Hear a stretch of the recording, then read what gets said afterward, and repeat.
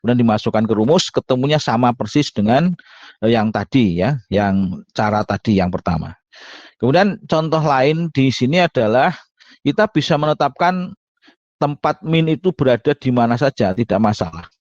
Kemudian nanti dihitung dan hasilnya mestinya sama kalau perhitungannya tidak keliru. Nah, itu yang pertama untuk min. Kemudian yang kedua yaitu modus atau mode. Modus adalah fenomena atau nilai yang paling banyak muncul. Nah, ini saya kira, modus ini memang hanya berhenti di statistika deskriptif. Di statistika parametrik atau statistika inferensial ini tidak ada lagi, tidak dimanfaatkan lagi untuk perhitungan selanjutnya. Termasuk juga di statistika non parametrik itu juga tidak ada perhitungan berdasarkan pada modus. Tapi kalau median memang ada ya, median itu nanti di statistika non parametrik ada namanya uji median. Kemudian nanti kalau lebih dari 2 kelompok nanti jadi median ekstensi. Nah, artinya median ini memang bisa diterapkan untuk statistika inferensial yaitu statistika non parametrik. Nah, yang jelas itu min ya, min itu memang diterapkan pada statistika parametrik ya dan standar deviasi nanti. Nah, ini modus ya atau modal, ini saya kira dengan menampilkan di tabel akan sangat gampang ini modusnya berapa kan. Ya, kalau distribusinya itu tunggal. Demikian juga ini ada yang memiliki 2 modus, ini juga ada ya. Nah, kemudian bagaimana menghitung modus dari data yang sudah disajikan dalam distribusi frekuensi bergolong. Nah, ini rumusnya seperti ini. Jadi nanti interpolasi linier ya sifatnya, MO sama dengan B plus P kali B1 per B1 plus B2. Nah, contohnya ini. Nah, jadi ini tabel yang data yang sudah disajikan dalam distribusi frekuensi bergolong, kemudian kelas modus atau kelas modal itu berada di yang frekuensinya paling tinggi, yaitu pada 71 sampai 80 atau dalam batas nyatanya 70,5 sampai 80,5. Nah, kemudian kita identifikasi batas bawah pada kelas modal adalah 70,5. B1-nya adalah kelas modus dikurangi kelas di bawahnya atau sebelumnya ya, yaitu 25 dikurangi 15. B2 adalah kelas modus dikurangi kelas di atasnya, yaitu sama dengan 25 kurangi 20 sama dengan 5. Lebar kelasnya adalah P-nya 10, maka modusnya adalah bisa dihitung seperti ini.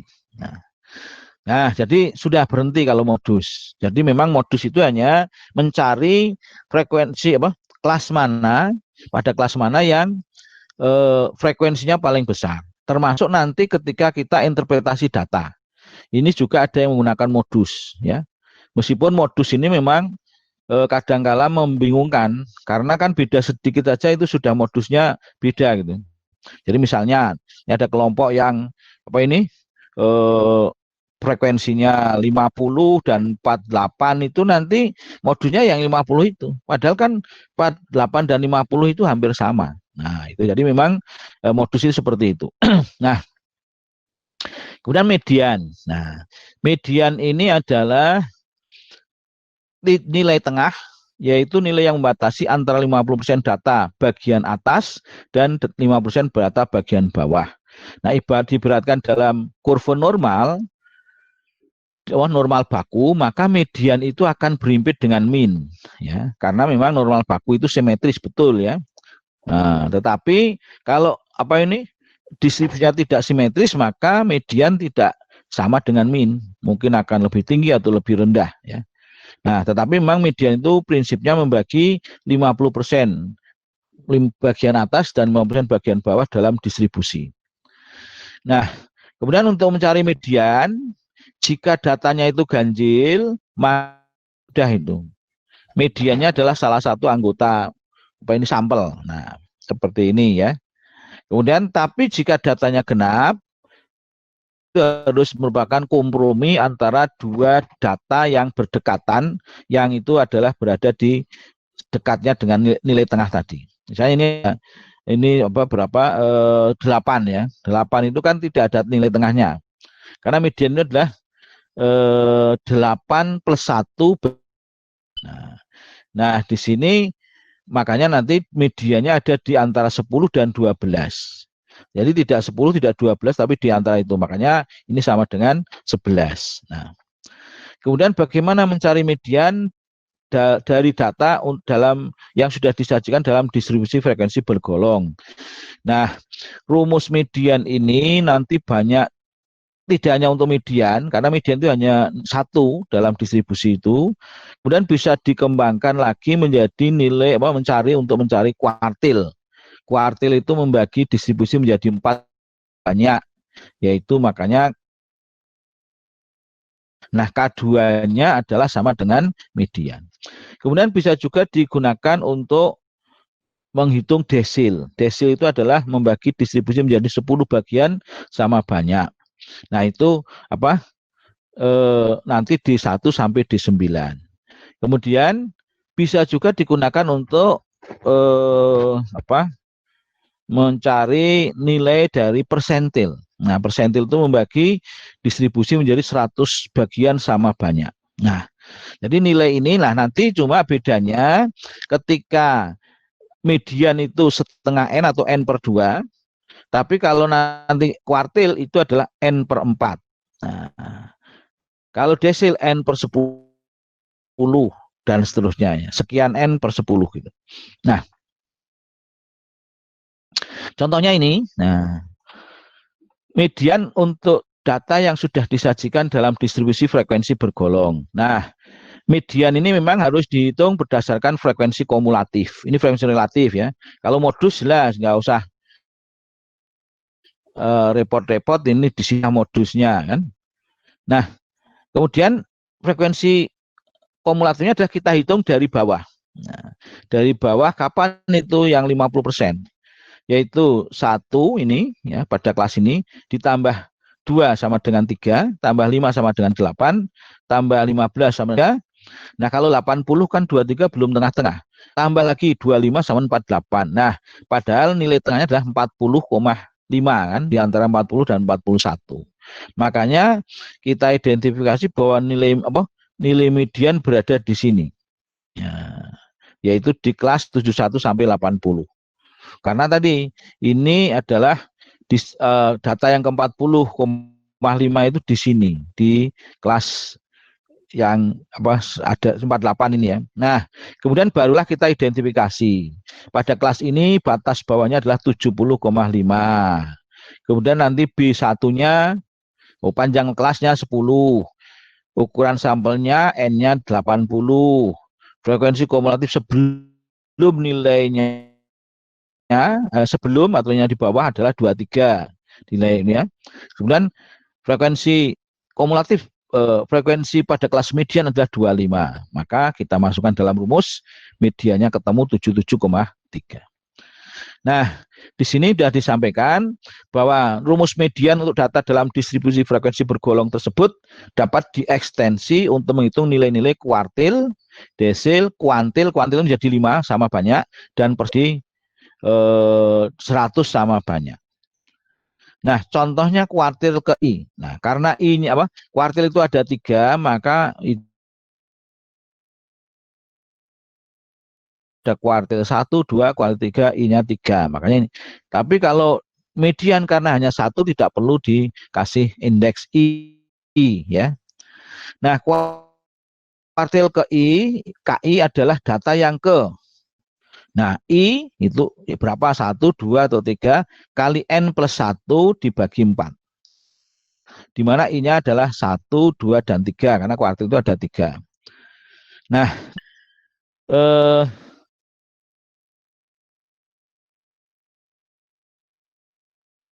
KI sama dengan I kali N, kemudian dibagi F kecil. Nah, F besarnya itu, ini sama dengan ini ya. Sama. Nah, I-nya 1, 2. Nah, sedangkan kalau kuantil, kuantil membagi 5 sama banyak, kuantil ke I atau QI adalah data yang ke I kali N plus 1 per. Nah, di mana I-nya adalah 1, 2, 3, 4, 5. Jadi kalau membagi menjadi 5 itu ada 4 batas kan ya. Kuantil untuk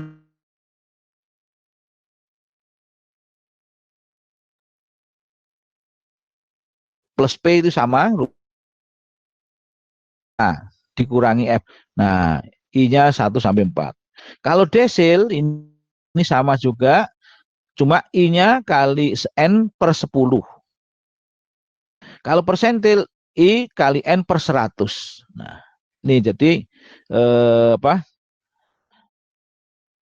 rumus-rumus tadi apa itu untuk menghitung kuartil, desil, kuantil, apa ini persentil. Nah, ini sama rumusnya, cuma tadi kalau median karena hanya 2 berarti bagi 2, kalau kuartil bagi 4, desil bagi 10, kuantil bagi 5, persentil bagi 100.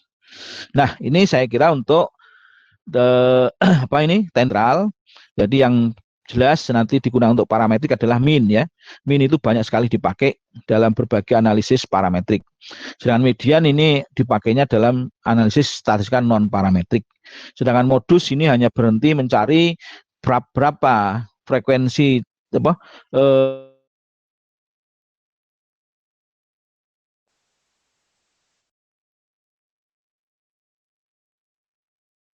yang kita masuk kepada materi yang kedua, yaitu dispersi dan variasi.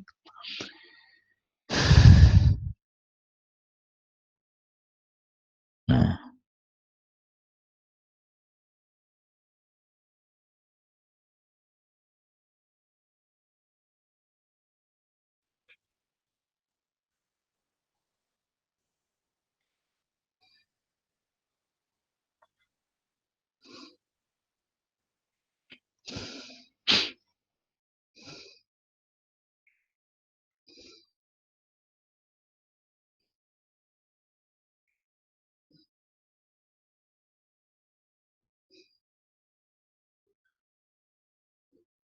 nah, jadi simpangan atau dispersi, itu artinya simpangan dari rata-rata, dan variasi itu adalah variasi data, ya, variasi data.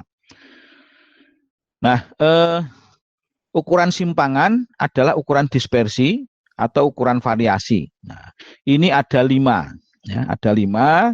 Meskipun yang paling banyak digunakan adalah yang nomor 5 itu, yaitu simpangan baku atau standar deviasi atau dan termasuk varian, ya. Jadi varian itu kan hanya kuadrat dari standar deviasi. Kemudian yang pertama adalah rentang atau ring. Nah, jadi rentang itu adalah skor tertinggi dikurangi skor. Nah, tapi itu memang juga menunjukkan salah satu indikator dari variasi. Jadi kalau misalnya skornya apa rentangnya besar, itu berarti variasinya besar. Nah, tapi kalau skor apa rentangnya kecil, maka variasinya kecil.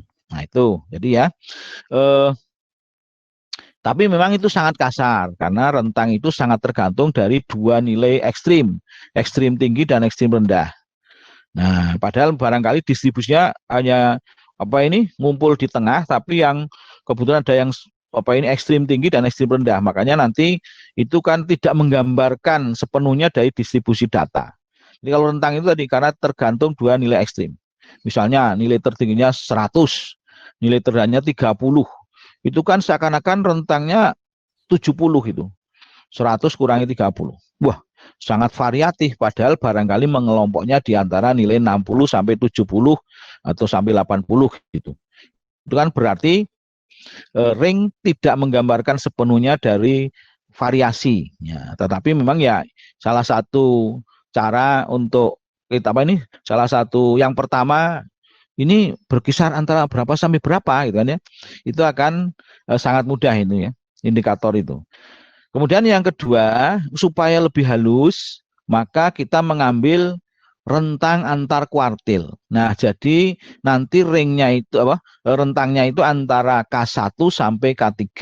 Nah, jadi mengabaikan 25% ekstrim tinggi dan 20% ekstrim rendah. Nah, itulah di situ ya, yang paling banyak kan di situ. Nah, lebih nganu lagi, ini ada simpangan kuartil, yaitu sama dengan setengah kali K3 min K1. Nah, Kemudian yang berikutnya adalah rata-rata simpangan atau deviasi rata-rata. Nah, ini biasanya banyak dipakai di laporan-laporan praktikum ya. Itu biasanya menggunakan ini. Ya, jadi nanti misalnya suatu benda ngukurnya 10 kali, maka nanti hasilnya di rata-rata. Nah, penyimpangannya dari rata-rata itu berapa? Itulah variasinya, ya. Deviasi rata-ratanya berapa itu variasinya. Nah, eh, memang kadang-kadang memang ada ukuran yang memang menentukan mutu. Ya. Contohnya adalah kalau ya di apa variasi itu menentukan mutu. Tapi di bidang sosial dan pendidikan itu seringkali justru variasi itu menjadi ukuran bahwa instrumennya valid. Hmm.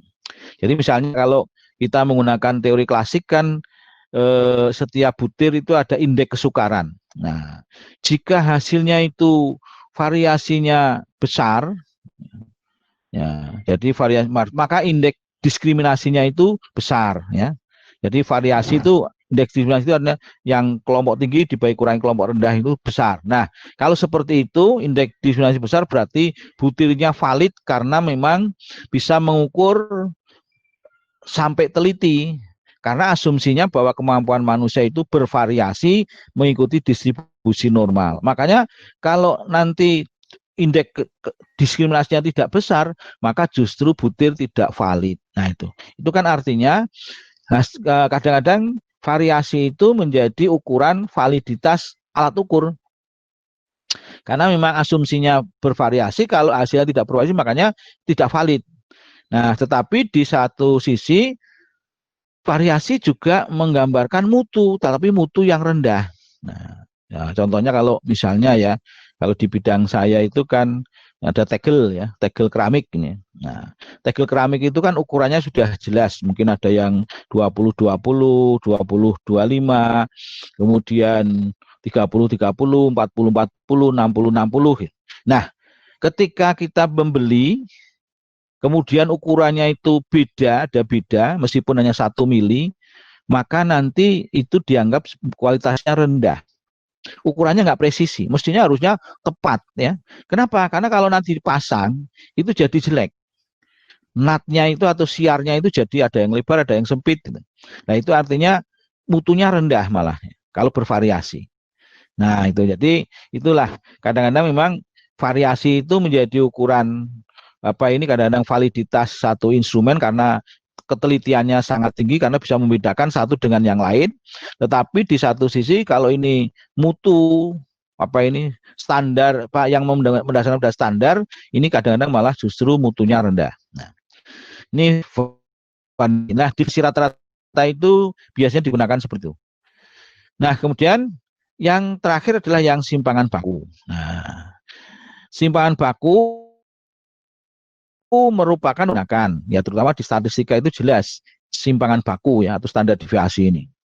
Misalkan suatu sampel berukuran N dengan data X1, X2, X3 sampai Xn. Maka simpangan baku atau standar deviasi dari sampel tersebut dapat dihitung sebagai berikut.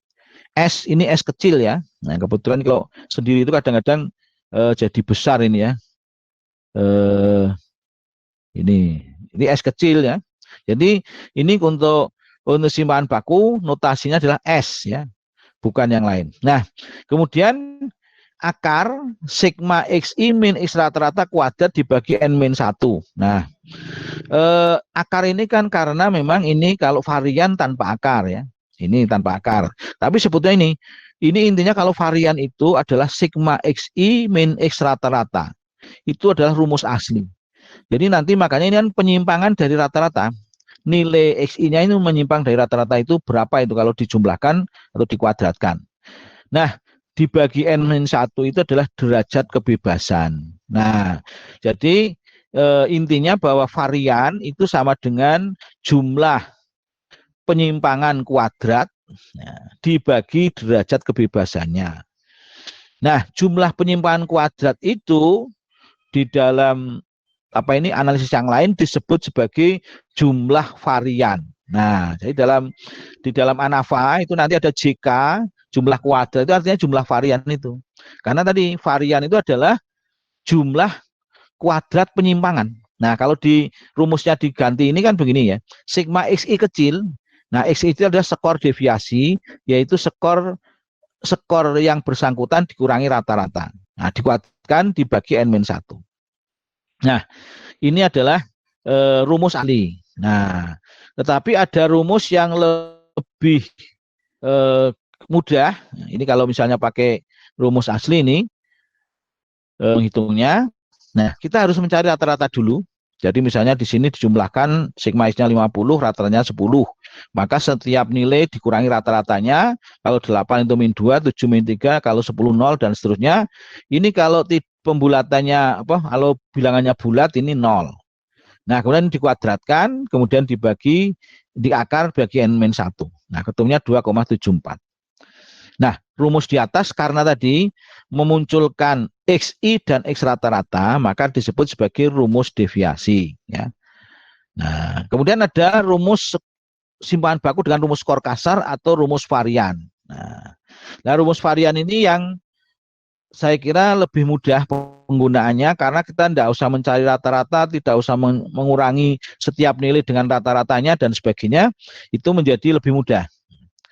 Jadi harga simpanan baku atau standar deviasi dengan rumus angka kasar atau rumus varian dapat dihitung sebagai berikut.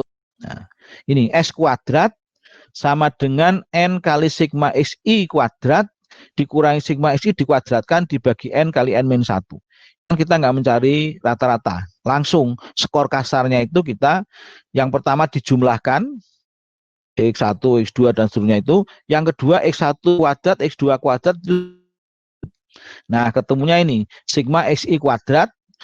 Nah, kalau yang skor total aja sigma XI dikuadratkan. Nah, mestinya memang rumus ini sebetulnya tidak asli begini ya. Tidak asli.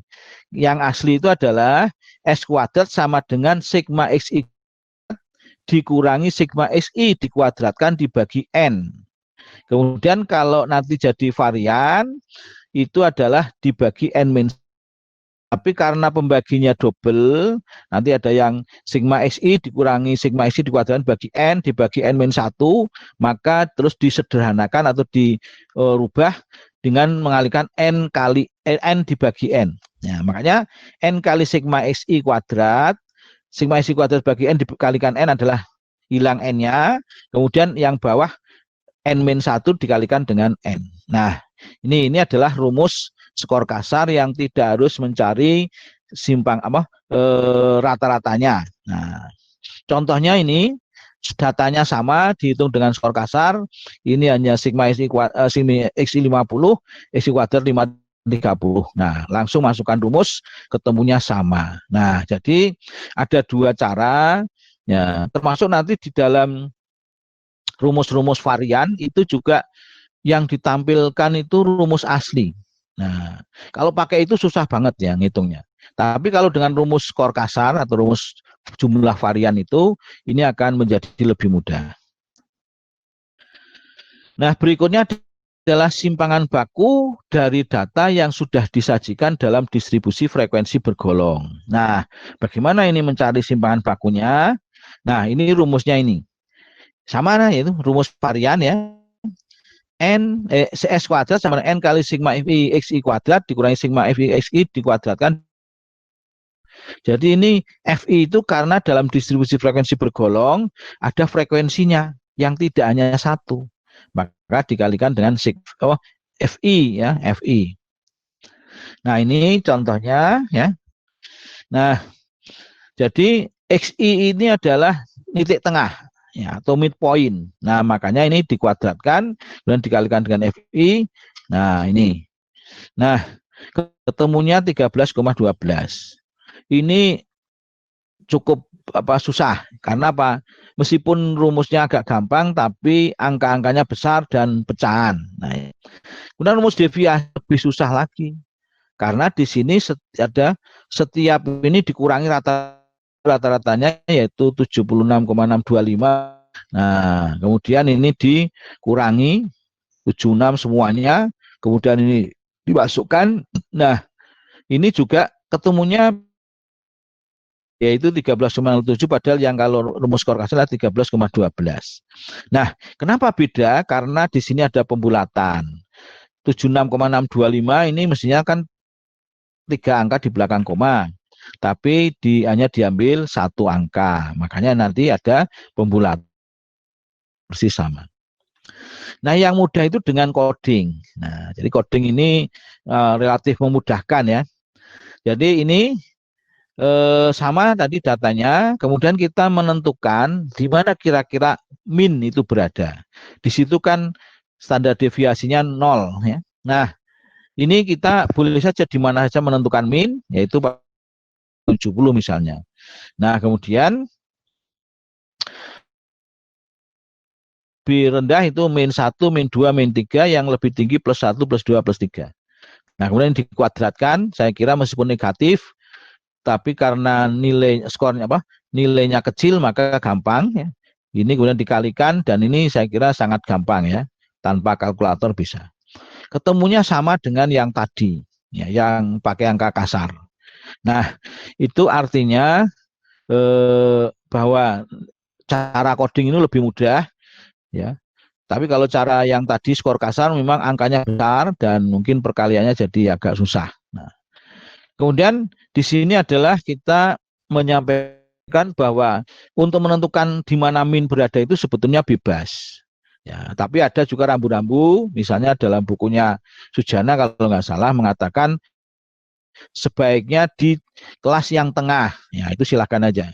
Tapi ini boleh di paling atas, paling bawah, di mana aja bisa, kalau penghitungannya benar ketemunya akan sama. Ya.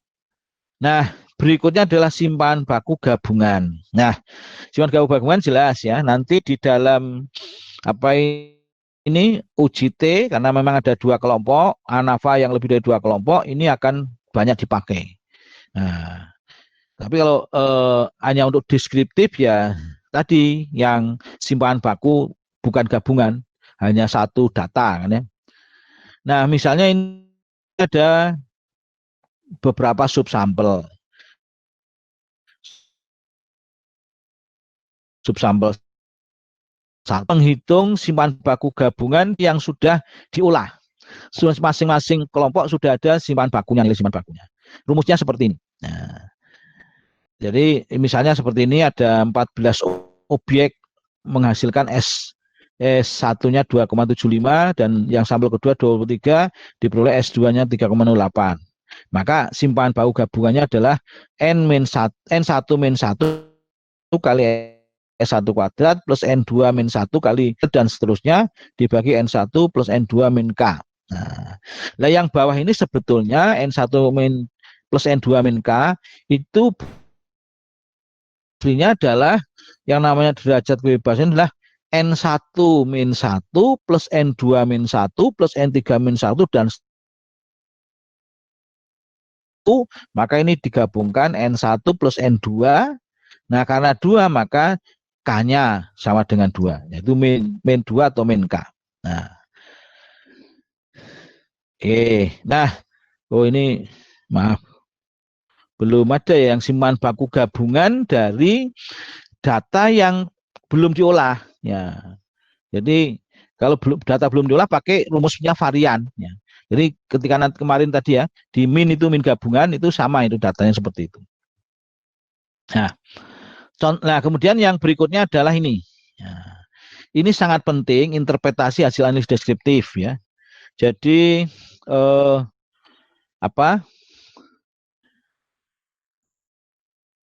analisis deskriptif, setiap penelitian terutama yang kuantitatif selalu ada analisis deskriptif. Contohnya lagi misalnya ex post facto ya. Ex post facto itu kan memang untuk menguji hipotesis, tetapi statistika deskriptif untuk mendeskripsikan per variabel tidak boleh ditinggalkan. Ya, yang dalam subbab dari bab 4 itu disebut sebagai definisi data. Nah, datanya harus didefinisikan dulu. Ya, makanya memang makanya nanti misalnya minnya berapa, median, modus, standar deviasi pada masing-masing X atau masing variabel, termasuk masing-masing variabel terikat atau Y. Nah, itu harus ada. Nah, barulah rumusan masalah berikutnya adalah terkait dengan rumusan. Jadi makanya kalau nanti statistika inferensial apa ini penelitian ex post facto umumnya rumusan masalahnya ada dua, yaitu rumusan masalah deskriptif yang hanya mempertanyakan per variabel dan rumusan masalah apa ini eksplanatif. Eksplanatif artinya hubungan antar variabel. Variabel X1 menjelaskan Y dan seterusnya itu. Nah, itu. Kemudian di akhir bab 2 yaitu di situ ada rumusan pertanyaan penelitian dan hipotesis, itu juga ada dua-duanya ada. Yaitu yang pertama pertanyaan penelitian sebagai apa ini perincian dari rumusan masalah deskriptif karena itu hanya menyangkut satu variabel juga. Kemudian yang kedua adalah rumusan hipotesis. Nah, jadi itu apa? Makanya penelitian ex post facto yang menguji hipotesis atau apa mungkin apa eksperimen juga bisa, itu adalah ada dua kelompok rumusan masalah, yaitu masalah deskriptif dan masalah eksplanatif. Kemudian di pertanyaan penelitian itu ada pertanyaan penelitian dan ada rumusan hipotesis. Nah, kita hitung min, median, modus, standar deviasi, maka komunikasikan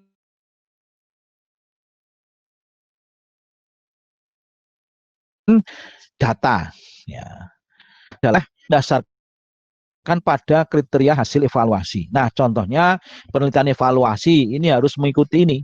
Tidak boleh menggunakan cara-cara lain untuk evaluasi. Ya. Jika penelitian evaluasi maka nilai capaian dalam persen. Jadi evaluasi itu kan menilai capaian terhadap apa itu nilai capaian terhadap standar.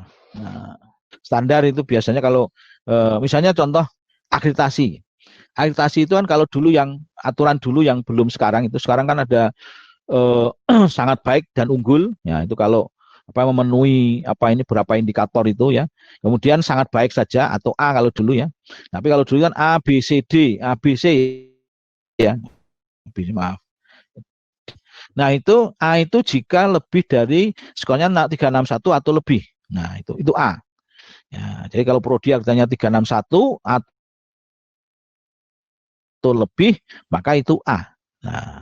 Nah kemudian 61 itu jika dikaitkan dengan skor maksimum yaitu berapa? 400, maka itu sudah 90% lebih kan ya. Nah, jadi adalah A kan ya. Kalau di sekolah juga begitu kan.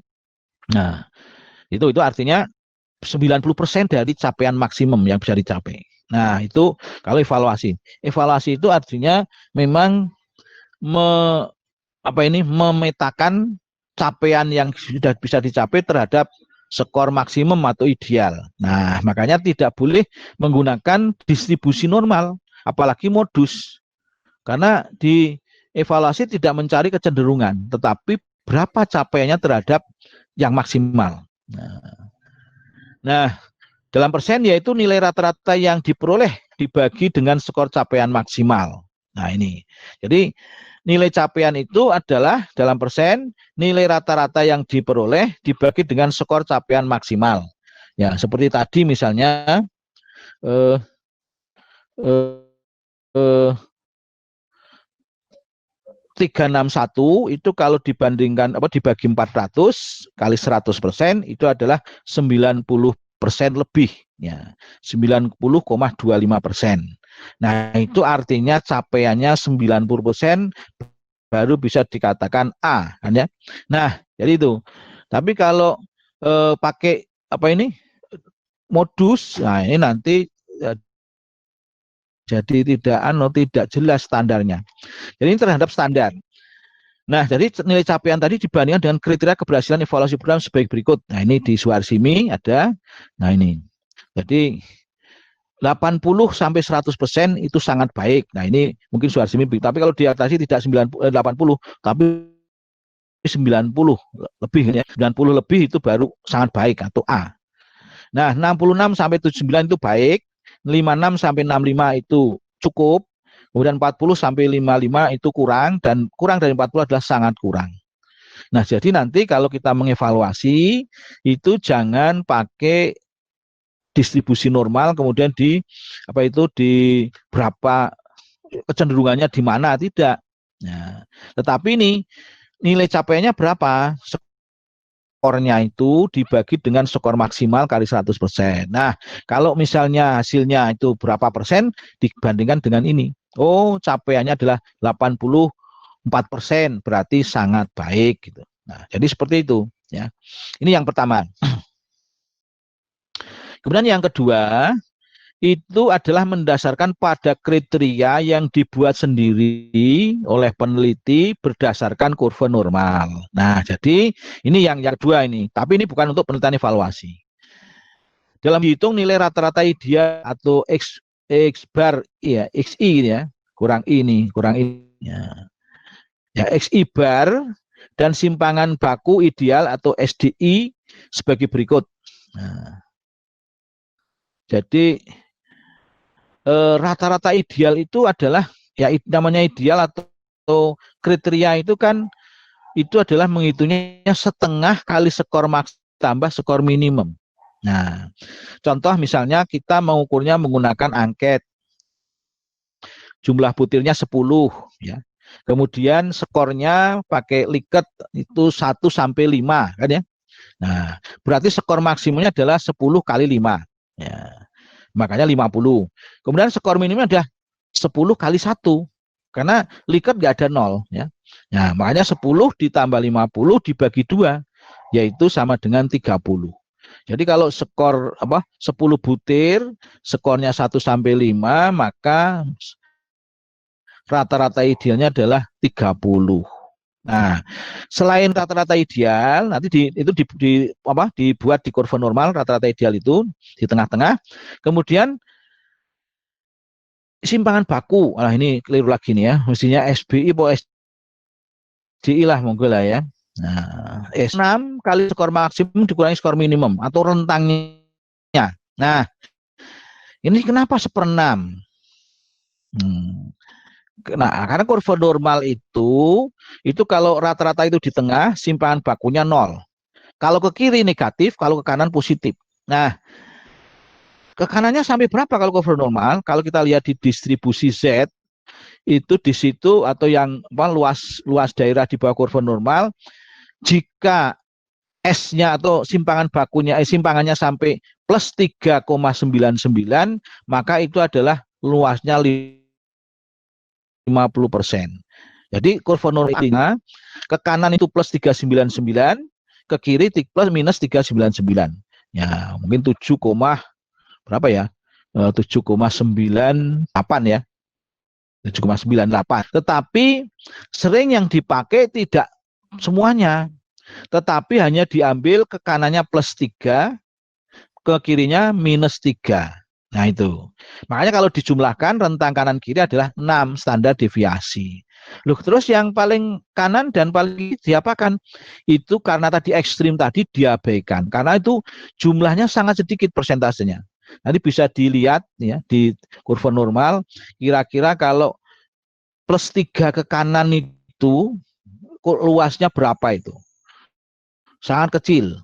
Minus 3 ke kiri itu berapa? Itu sangat kecil. Makanya yang diambil hanya plus 3 sampai minus 3. Nah, itu. Kemudian ada lagi kriteria yang dibuat tetapi justru hilangkan cukup banyak. Yaitu apa? Yaitu kalau saudara mungkin nanti belajar tentang teori respon butir. Ya. Jadi kalau di teori klasik itu kan indeks kesukaran itu yang itu kebalik. Nah, kenapa kebalik? Karena kalau semuanya salah, itu kan sebetulnya butirnya soalnya sangat sulit. Tapi justru itu kalau semuanya salah itu berarti semuanya 0, itu indeks kesukarannya adalah rendah. Loh, indeks kesukaran malah rendah, wong salah. Kalau sangat sulit kok indeks kesukaran rendah, mestinya kan tinggi. Nah itu. Tapi kalau semuanya benar, indeks kesukarannya malah tinggi, 1. Nah, itu kan kebalik itu. Wong barang mudah malah dikatakan indeks kesukarannya tinggi, barang sulit indeks kesukarannya rendah. Itu kan kebalik. Nah itu, jadi makanya itu kritik terhadap teori klasik oleh respon Bitter seperti itu. Tapi memang itu sangat gampang. Jika kalau kita ngajari guru, itu yang paling gampang pakai teori klasik. Karena apa? Karena ya sudah jelas itu. Itu hanya jumlah yang betul dibagi apa itu jumlah peserta. Gitu. Jadi kalau di teori kalau di teori respon Bitter itu malah yang dimaksud dengan indeks kesukaran yang baik itu kalau di teori klasik adalah 0,25 sampai 0,75 atau 0,30 sampai 0,80 ya, ini ada dua pendapat itu. Tetapi kalau di teori respon Bitter tidak. Ya. Yang dimaksud dengan indeks kesukaran baik itu adalah antara itu sebetulnya bukan nasi plus 2 min 2, sebetulnya minus 1,96 sampai plus 1,96, karena itu adalah apa ini errornya 5%, 5%, itulah. Jadi itu kadang-kadang memang kita membuat rentang yang ya kita buat sendirilah gitu ya. Nah, jadi di sini ada 6. Nah, karena 6 maka simpangan bakunya adalah 1/6.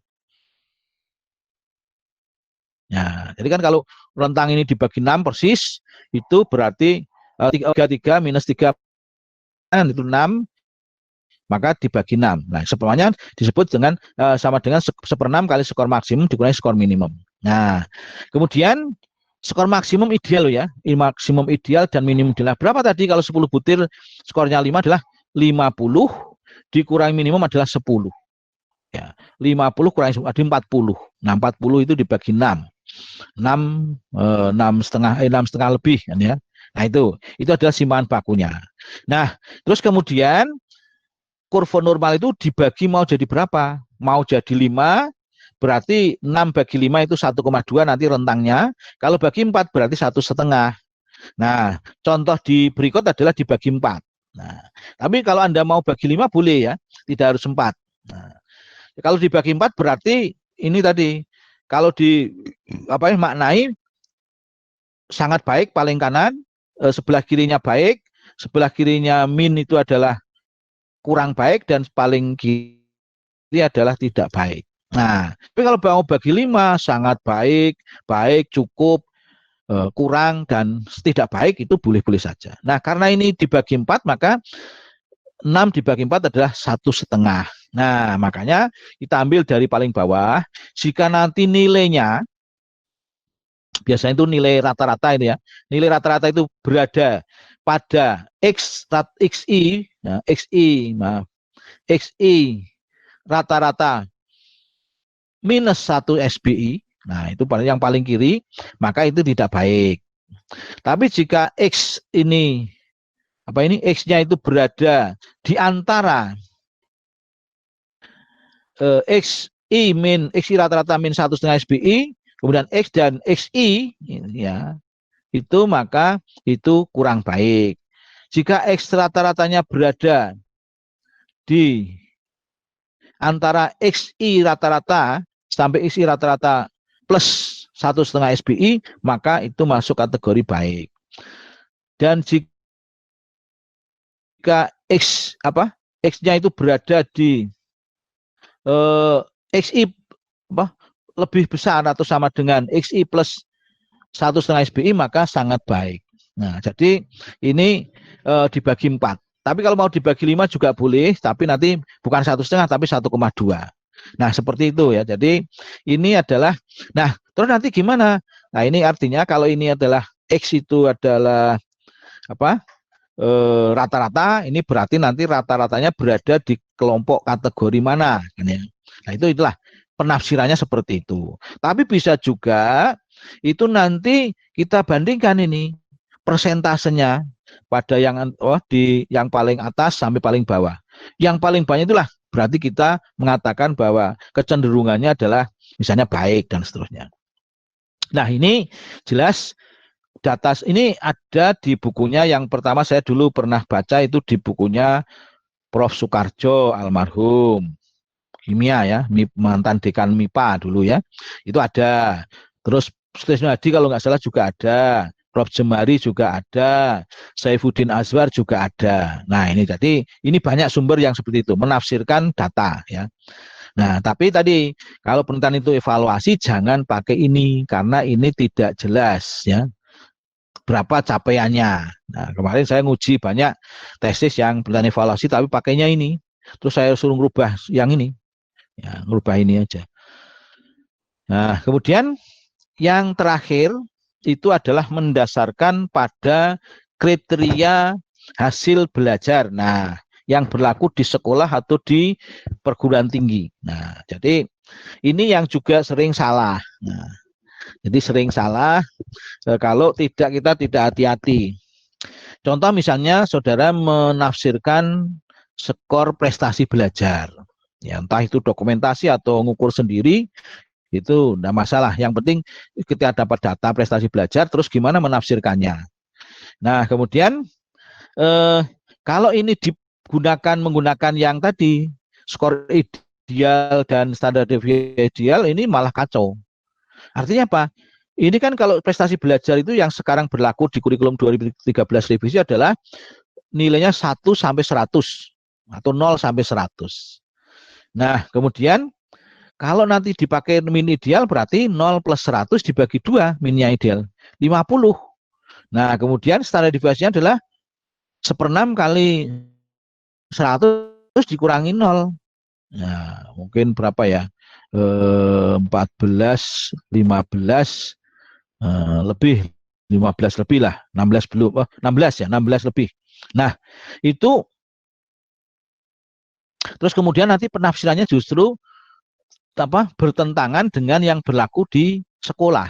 Nah, kalau di sekolah kita ngikuti aja menurut peraturan terbaru yaitu kurikulum 2013 revisi atau mungkin Permendikbud terbaru tentang penilaian yaitu Permendikbud 23 tahun 2016. Nah, jadi seperti ini. Jadi misalnya KKM-nya yang oleh sekolah adalah 67. Nah, ini mungkin sekolah-sekolah yang ya kategori rendah ini ya kalau 67. Biasanya 70 lebih bahkan ya, 76, 80 bahkan ya. Tapi nggak apa-apa, ini hanya contoh saja. Nah, kemudian maka skor yang lebih besar KKM, ya, kalau yang lebih kecil jelas itu semuanya tidak tuntas dan mengulang remedi. Tapi kalau yang di atas ini bagaimana mengelompokkannya? Masa nilai 90 dengan 70 kok sama kan? Makanya terus dikelompokkan jadi 3 biasanya. Dikelompokkan jadi 3, nah itu kategori cukup. Jadi kalau sudah lulus itu cukup saja itu. Ya, sudah cukup ya.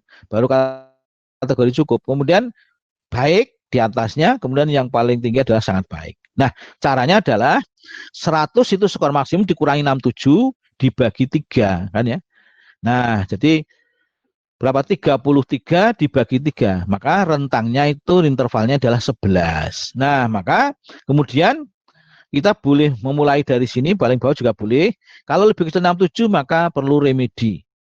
Ya, tidak peduli berapapun itu ya. Pokoknya kurang dari KKM itu remedi.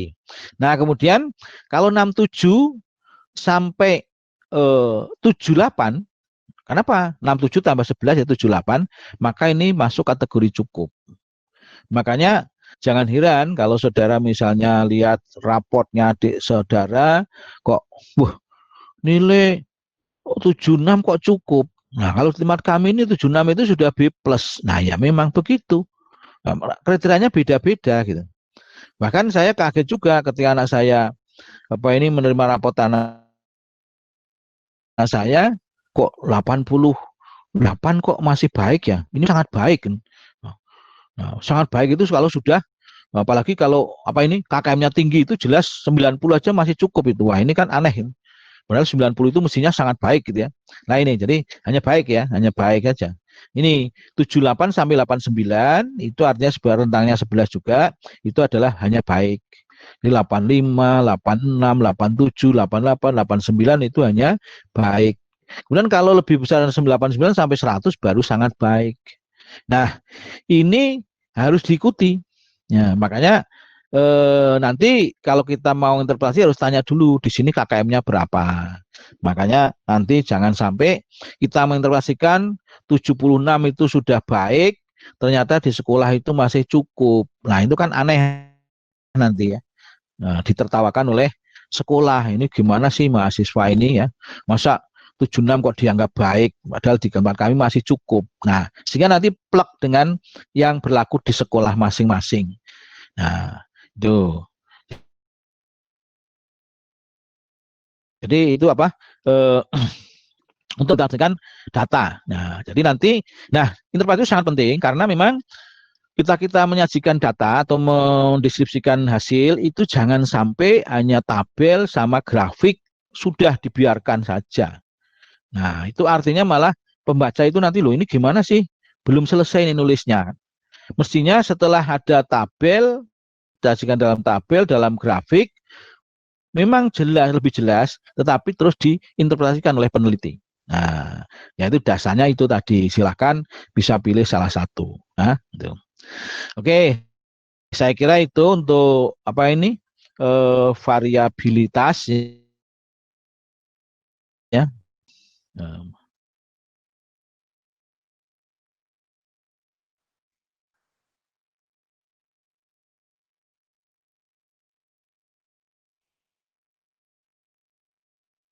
Saya ingin menyampaikan tugas satu. Nah, makanya tugas satu saya tunda pemberiannya karena saya belum menjelaskan. Ya.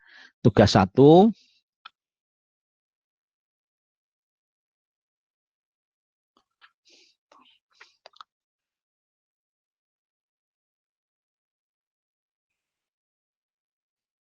tugas satu mana ya?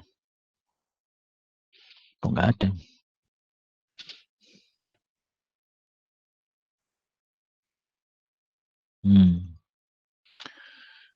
Tugas satu ada 3 soal, tapi mungkin memang setiap soal ini cukup banyak. Nah ini eh, pakai rumus yang mana itu makanya nanti saya jelaskan ya. Eh,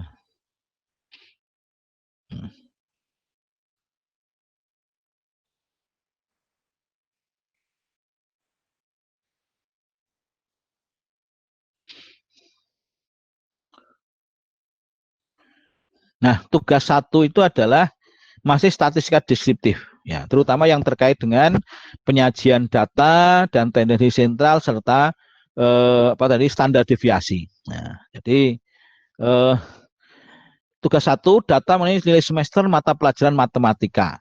Nah, kemudian ini nilainya, ini yang skor tertinggi itu saya beri tanda merah dan skor terendah juga tanda merah supaya gampang nanti nyari-nyaringnya. Nah, yang pertama adalah sajikan data tersebut dalam bentuk tabel distribusi frekuensi bergolong. Nah, jelas data ini belum urut, maka nanti diurutkan, kemudian dikelompok-kelompokkan, kemudian disajikan dalam tabel distribusi frekuensi bergolong. Nah, ada 2 cara. Yang pertama adalah cara ya tadi bahwa untuk menentukan jumlah kelas itu adalah dengan atau hanya perkiraan 5 sampai 15. Tapi itu adalah nanti kalau digambar histogramnya tidak bagus ya. Karena tidak melihat N-nya. Cara yang kedua adalah aturan Sturges itu yaitu sama dengan 1 plus 3,3 log N. Nah, makanya itu tergantung dari N. Nah, N itu nanti akan nampak pada frekuensi masing-masing kelas. Namanya makin banyak besar N, kelasnya mestinya makin banyak supaya gambarnya bagus ya. Tapi kalau tidak pakai itu jumlah kelas dan jumlah kelasnya itu, maka nanti tadi mungkin kalau N-nya terlalu besar maka justru frekuensinya tinggi-tinggi tapi kurus. Ya, kelasnya sedikit tapi tinggi. Tapi kalau bisa jadi kalau N-nya sedikit, ini kelasnya banyak, 15 atau 10 atau 12, maka jadi pendek-pendek tapi gemuk kan itu. Nah, itu jadi ini tidak bagus. Yang bagus proporsional. Nah, makanya nanti untuk menyajikan dalam tabel distribusi frekuensi bergolong adalah dengan aturan Sturges. Kemudian dari data yang sudah disajikan itulah maka bisa digambarkan histogramnya, kan ya. Histogram ingat itu adalah grafik jaringan. Artinya tidak boleh ompong, tidak boleh karena supaya lebih jelas terus dibuat jarak itu nggak boleh. Nah, itu karena itu menggambarkan data kontinum. Data kontinum itu menerus kecuali memang pada kelas itu tidak ada frekuensinya atau nol. Nah, itu bisa ompong. Tapi kalau tidak jangan dibuat apa ini jarak, harus rapat. Nah, dan yang ketiga adalah hitung nilai rata-rata, median, dan modus dari data tersebut. Artinya data yang sudah disajikan dalam distribusi frekuensi bergolong. Caranya tadi sudah ada. Kemudian yang keempat, hitunglah nilai simpangan baku atau standar deviation ya dari data tersebut yang juga sudah disajikan dalam distribusi frekuensi bergolong. Nah, itu jadi boleh pakai yang AM atau semin ya atau pakai coding itu ya. Yang gampang itu silahkan saja. Nah, kemudian ini yang kelima adalah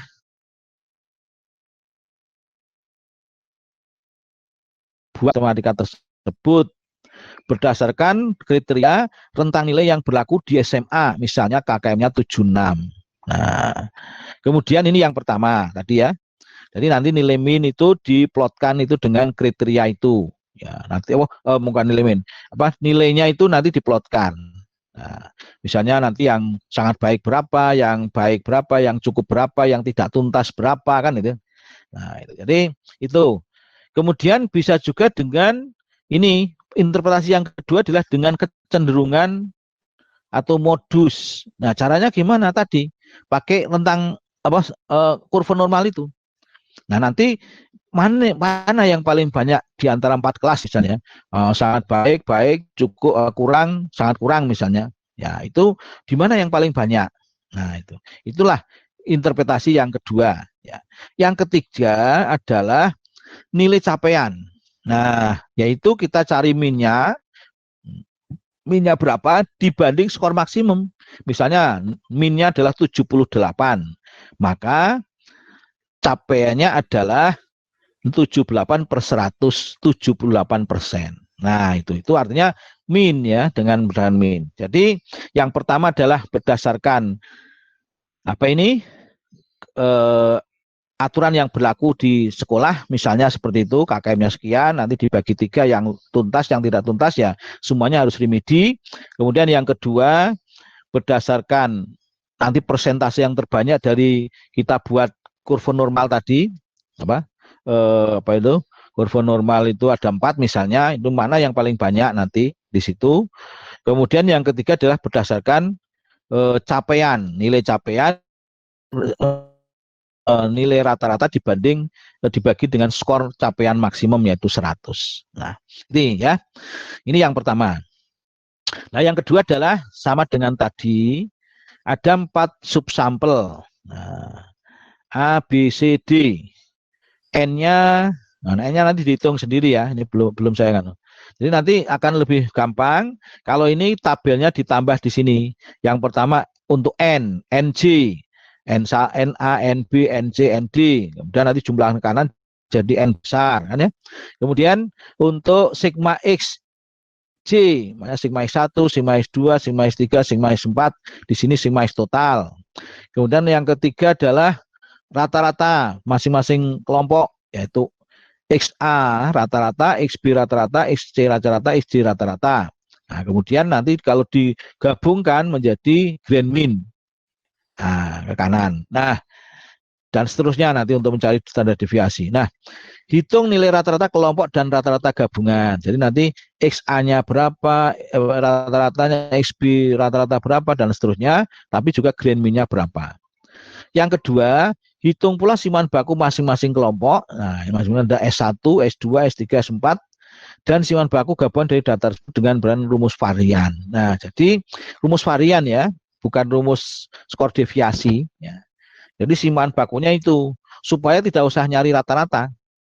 Ya, bisa aja pakai rata-rata, tapi ini lebih mudah pakai rumus varian. Nah, gimana caranya tadi? Artinya kalau ini nanti dianavai sama ya. Ini kan tadi ada sigma XI, sigma X2, XA, XB, XC, XD. Nah, kalau digabungkan sigma X total. Nah, kemudian ada sigma XA kuadrat, sigma XB kuadrat, sigma XC kuadrat, sigma XD kuadrat. Kalau gabungan sigma X total kuadrat. Nah, apa varian total varian gabungan jumlah varian itu sama dengan sigma X total kuadrat dikurangi sigma X total dikuadratkan dibagi N. Nah kalau mau jadi varian itu dengan membagi N-1, N besar min 1. Nah kalau masing-masing tadi dengan N-1. Nah jadi itu. Nah yang ketiga ini adalah menggunakan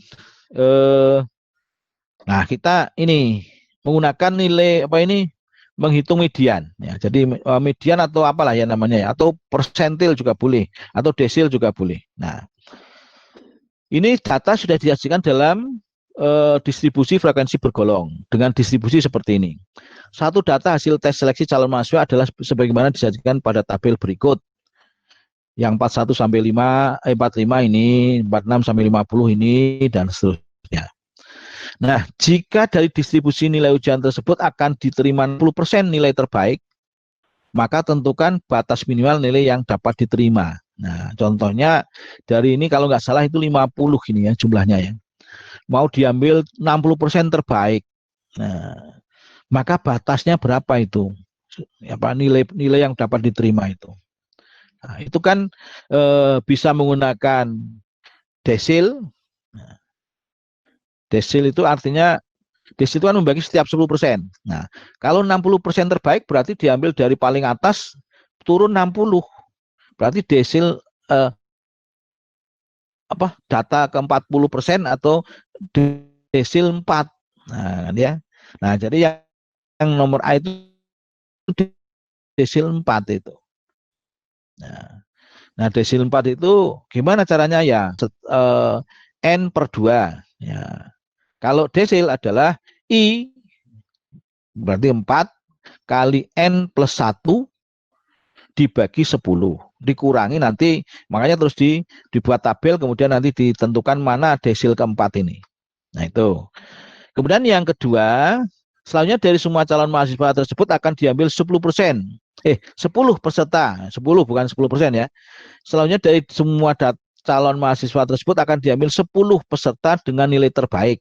Ya.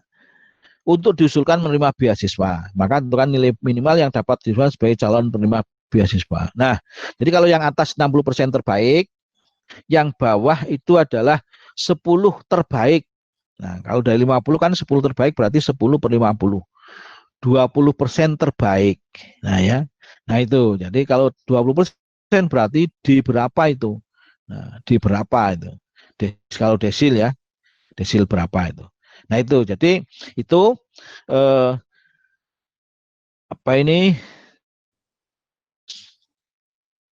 dikerjakan tugas ini adalah selama 1 minggu. Di dalam soal sudah saya kasih tenggat waktunya, yaitu untuk diupload di Google Classroom ya, nanti di tugas itu, kemudian sampai hari Minggu tanggal 25 kalau nggak salah ya, 2 ini tanggal 2 ini tanggal 19 ya, 26 ya, 25 pukul 23.59. Nah itu. Nah, itu saya kira untuk hari ini. Besok kita akan menjelaskan ya mungkin karena hari ini sudah saya kirim materi tentang uji hipotesis dan uji T, yang kemarin kan uji hipotesis itu sangat sedikit, kemudian digabungkan dengan uji T. Nah, kemudian nanti hari Senin depan saya akan kirimkan lagi untuk ANAVA 1 jalur. Nah, mungkin memang supaya kita ini tidak terlalu banyak numpuk nanti ya, itu mungkin kita minggu depan insya Allah kita bisa ketemu lagi. Nah, nanti kalau misalnya ada halangan akan saya informasikan lebih lanjut ya. Nah, jadi ketemu kemudian nanti menjelaskan uji hipotesis, uji T dan ANAVA. Mudah-mudahan bisa selesai. Nah, kemudian nanti setelah selesai lagi ada tugas lagi yang menyangkut uji T dan ANAVA. Tugas 2. Nah, itu ya. Jadi itu. Nah, kemudian nanti ini sudah pertemuan keberapa itu ya. Nah, nanti kalau sudah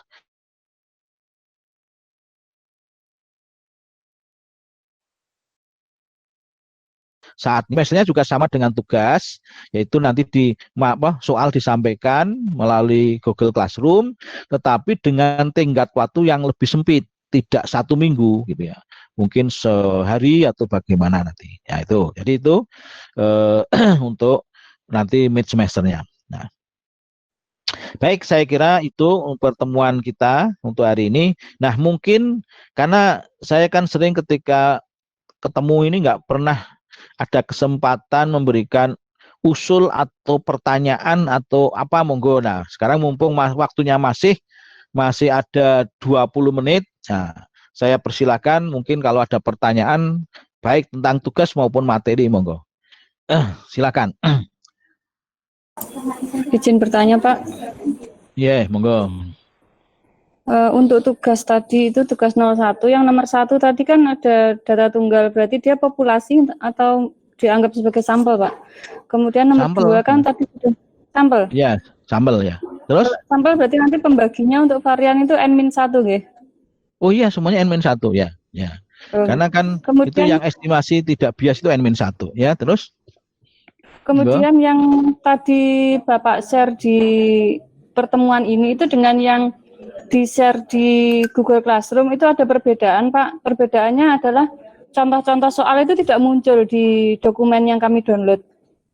Itu Oh, bisa kan nanti di contoh soal yang mana ya? Yang simpangan dan variasi. oh, memang ada contoh tuh ya? Dan variasi itu yang bagian-bagian yang Ada menyangkut contoh. contoh soal itu tidak muncul, tapi yang lainnya Oh muncul. ya ya ya. Nanti saya share lagi ya. Oke. Materinya sepertinya sama, tapi saya share lagi nanti nggak apa-apa. Oke. Oke. Monggo. Yang lain masih ada? Kemudian untuk yang tugas 01 itu histogramnya nanti itu berarti dikerjakan di apa? Di Word gitu ya, Pak. Histogramnya kan hubungannya dengan membuat grafik. Oh ya. Nah, Di Word kalau di atau Excel itu kan seringkali justru ompong-ompong itu ya, tidak nyambung itu. Makanya nanti itu diedit ya, diedit supaya rapat nyambung karena memang histogram itu konsepnya untuk data kontinum itu menerus kan. Nah, itu. Jadi nanti kalau kita menggambar dengan Excel itu mesti itu ya seperti bar graph, berarti diagram batang itu kan. Tuh. ya. Atau boleh gimana, Pak, digambar di kertas kemudian difoto, di crop, dimasukkan Boleh, ke boleh ya. Boleh. Terima kasih. Oke. Makasih, Pak. Oke. Ada yang lain, monggo? Izin bertanya, Pak. Oke, monggo. Yang di soal tugas nomor 3A, jika dari distribusi nilai ujian tersebut akan diterima 60% nilai terbaik. Nah, 60% nilai terbaik itu apa tidak bisa langsung dihitung, misalnya 60% dari 50, terus diurut dari frekuensinya, tidak bisa ya, Pak? Dari frekuensi yang tertinggi. Oh bisa. Tapi kan kalau sudah dalam distribusi frekuensi bergolong, ya sebaiknya tidak usah diurutkan begitu, tapi dipakai itu tadi. Apakah nanti misalnya kalau tengah itu 50% itu berarti median. Kalau misalnya tadi 60% itu kan berarti kalau dari atas turun 60 itu berarti tinggal 40 kan. Sebenarnya kita cari itu pada desil pada persentil 40 atau desil keempat. Nah itu. Jadi itu. Nah itu makanya pakai desil saja rumusnya. Sebab kalau diurut nanti repot itu, nanti jangan-jangan pecahan kan. Jangan-jangan pecahan. Ya. Apa ini kok pecahan? Bukan di situ, datanya itu tidak pas di situ itu. Misalnya antara data ini sampai ini. Nah, itu cara mencari paling mudah adalah dengan tadi apakah median, kuartil atau desil atau persentil. Bisa aja itu nanti persentil ke 40 atau desil ke 4. Karena tadi dari atas yang diambil 60%, bukan dari bawah. Ya. Jadi itu. Ya. Jadi karena ini sudah dalam bentuk distribusi frekuensi bergolong, kalau misalnya ya dari atas ini kan ini 3 sama 8, 11 tambah ini 21. 21 kalau 60% berarti 30 ya. 21 ini 36 lah. Kira-kira di sini memang di sini apa ini desil keempat itu. Nah, tetap 4 desil keempat itu berapa? Kok 30. Desil keempat itu ini dari atas ya. Ya, kalau dari bawah itu D4 itu adalah 7 tahun ini 14 4 kali 50 20 ya. Nah, di sini ya memang 56 sampai 60 ini. Tapi kan bagaimana caranya mencari nilai yang tepat yaitu nanti dengan rumus tadi yang median diekstensi menjadi rumus desil. Kalau median itu I kali hanya N aja karena hanya satu median itu dibagi 2, tapi kalau desil ya desil keberapa kali N plus 1 dibagi 10. Nah, itu nanti akan ketemu data keberapa itu berada di mana. Makanya nanti di sini frekuensinya ditambah lagi frekuensi kumulatif. Ya, frekuensi kumulatif sehingga nanti akan bisa dihitung. Oh, kalau segini belum masuk, makanya di sini. Nah, di sini nanti dengan tadi interpolasi linear, yaitu dengan membagi pada frekuensi pada kelas yang mengandung desil 4 itu. Nah, itu maksud saya. Jadi bisa tapi nggak usah itu satu-satu nanti kalau sudah disajikan jadi rumit ya. Nah, jadi rumit ya. Tadi kalau pakai rumus kan jelas ya. D4 itu adalah sama dengan M sama B ya. Sama dengan B plus P. P-nya masih tetap ini P-nya adalah 41 sampai 5 ya. P-nya 5 kali I itu berarti I-nya 4 kali N plus 1 N-nya 50 plus 1 dibagi 10. Nah, 4 kali 51 itu 204 dibagi 10, 20,4. Nah, 20,4 itu ini kalau kita hitung ini frekuensinya ini 2 jadi 7 jadi 14. Nah, barulah 20,4 itu di sini. Nah, cuma nanti gimana nyarinya? Nah, tapi dengan interpolasi linear yaitu batas bawah ditambah tadi ya I kali N plus 1 min F. F besar ya dibagi F kecil. Nah, F besar itu tadi frekuensi di bawah kelas desil 4 ini di sini kelas F kecil adalah frekuensi pada kelas desil 4 ini 15. Jadi itu. Ya. Baik. Itu gimana? Ya. Sudah jelas? Sudah, Pak. Ya. Masih ada? Oke, kalau tidak, saya kira memang ya insya Allah kita ketemu lagi di Senin depan karena saya akan menjelaskan yang uji hipotesis, uji dan ANAVA. Ya, mudah-mudahan bisa selesai. Ya. Nanti kalau nggak selesai ya, nah kalau nggak salah sesuai dengan rancangan saya nanti ANAVA itu terus kemudian kalau nggak salah nanti ada tugas, kemudian nanti seminggu itu mid kalau salah ya. Nah, jadi mid. Nah, nanti makanya ya minimal nanti mid-nya itu ya sampai ANAVA itu ya, sampai ANAVA itu anunya apa? Materinya. Ya, itu.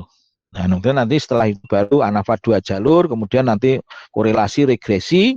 Nah, nanti terakhir-terakhir mungkin kita mudah-mudahan bisa nyampe juga ya sekedar pengenalan tentang multivariat ya. Meskipun memang kalau di PEP ini statistika itu kadang jarang ya, kecuali regresi mungkin ya. Regresi itu nanti kan ada lagi regresi khusus ya, dipakai ketika apa ini uji instrumen. Nah, itu untuk kecocokan model. Nanti kan ada modelnya, ada apa ini yang apa itu apa yang 2P 2 PL ya. Nah, 2 PL, 3 PL, 1 PL. Apa namanya itu saya lupa. Ya, itu jadi itu biasanya terus diuji pakai kecocokannya pakai regresi. Nah, jadi itu ya. Tapi ya nggak apa-apa, ini kan bekal ya. Nah, dari bekal termasuk kalau yang nanti mau evaluasi memang tidak usah pakai inferensial korela apa ini analisisnya. Tapi tadi interpretasinya jangan sampai keliru karena evaluasi adalah kita mengukur capaian terhadap standar atau terhadap skor maksimal. Nah, jadi jangan pakai yang apa normal, apalagi yang pakai yang lain yang tidak sesuai. Nah, saya kira kalau memang tidak ada, saya cukupkan sekian. Itu, nah kemudian nanti insya Allah nanti kalau memang ada apa kendala atau apalah ya, artinya adalah ada acara yang saya tidak bisa, nanti akan saya informasikan lebih lanjut nanti menjelang Senin depan. Tapi saya rencanakan supaya kita tidak usah numpuk yang kita apa ini, karena kan sekarang mestinya materinya adalah uji hipotesis dan uji T, tapi karena yang 2 itu belum saya jelaskan, maka saya menjelaskan yang itulah. Besok harapannya uji hipotesis, uji T dan ANAVA itu saya jelaskan sehingga materinya tidak numpuk lagi, tidak nanti punya tunggaan ya. Nah, itu sehingga nanti minggu berikutnya mudah-mudahan sudah bisa ke tugas meet ya. Meet. Nah, kemudian berikutnya juga seperti itu mudah-mudahan ya. Minimal 2 kali terus nanti kita ketemu, 2 kali ketemu gitu ya. Sebab kalau 3 kali nanti tadi nggak bisa selesai ya materinya kalau saya jelaskan. Tapi kalau 2 kali mungkin mudah-mudahan bisa selesai meskipun agak cepat gitu ya, agak cepat tidak terlalu detail gitu ya. Nah, nanti mungkin kalau di yang belakang-belakang bisa lebih detail lagi lah. Kalau di depan itu kan saya kira yang namanya tarif deskriptif sudah sangat familiar saudara-saudara, sehingga ya kita singgung sekilas saja. Baik, saya kira saya ucapkan sekian. Selamat pagi. Assalamualaikum warahmatullahi wabarakatuh. Waalaikumsalam warahmatullahi wabarakatuh. Terima kasih Pak. Terima kasih Pak. Terima kasih, Pak. Jangan lupa presensi ya. Iya, Pak. Ya, di Google Classroom. Ini ada 14 ya.